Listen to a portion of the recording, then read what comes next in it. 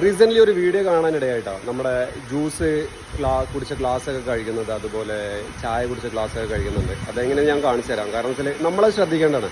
ആ ഓഡിറ്റോറിയത്തിലുള്ള മാനേജർ, അതുപോലെ ആ കല്യാണം നടത്തുന്നവർ, അതുപോലെ ഇതിൻ്റെ ഈവൻ്റ് എടുക്കുന്ന ഓണേഴ്സൊക്കെ ഉണ്ടാവും, ഈവൻറ്റിൻ്റെ ക്യാപ്റ്റന്മാർ, ജ്യൂസ് മാസ്റ്റർമാർ, അവരൊക്കെയാണ് ശ്രദ്ധിക്കേണ്ടത്. നമ്മൾ ഓഡിറ്റോറിയത്തിൽ നമ്മളെപ്പോഴും ചെക്ക് ചെയ്യുന്നത്, ഏത് സമയം പറയുന്നത് ഗ്ലാസ് വൃത്തി ഉണ്ടായിരിക്കണം, അതുപോലെ കഴുകുന്ന വെള്ളം ഇടയ്ക്ക് മാറ്റണം എന്നൊക്കെ ഞാൻ കാണിച്ചു തരാം നമ്മളിവിടെ എങ്ങനെ.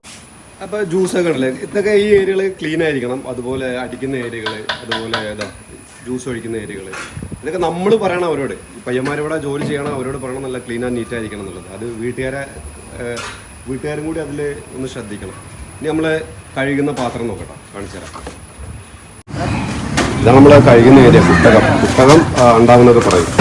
സംഭവം എന്ന് വെച്ചാൽ ഈ കുടിച്ച ഗ്ലാസ് നേരിട്ടിട്ട് ഇതിലേക്ക് ജ്യൂസ് വരുന്നുണ്ട്. ഇതിൽ കണ്ടില്ലോ, ഒരു ബക്കറ്റ് വെച്ചാൽ മതി. ആ ബക്കറ്റിലേക്ക് നമ്മൾ ബാക്കി ഉണ്ടാവും, കുടിച്ച ബാക്കിയുള്ള ജ്യൂസ് അതിലേക്ക് ഒഴിച്ചതിന് ശേഷം പിന്നെ നമ്മൾ കഴുകിപ്പിക്കുക. ഇടയ്ക്ക് ഈ ഭാഗത്ത് വന്ന് നോക്കിയിട്ട് മാറ്റാൻ നിർബന്ധമായിട്ട് നമ്മൾ പറയണം.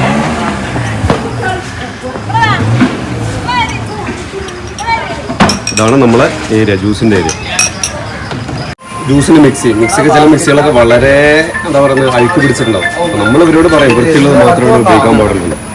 ശ്രദ്ധിക്കുക, എല്ലാവരും ശ്രദ്ധിക്കുക.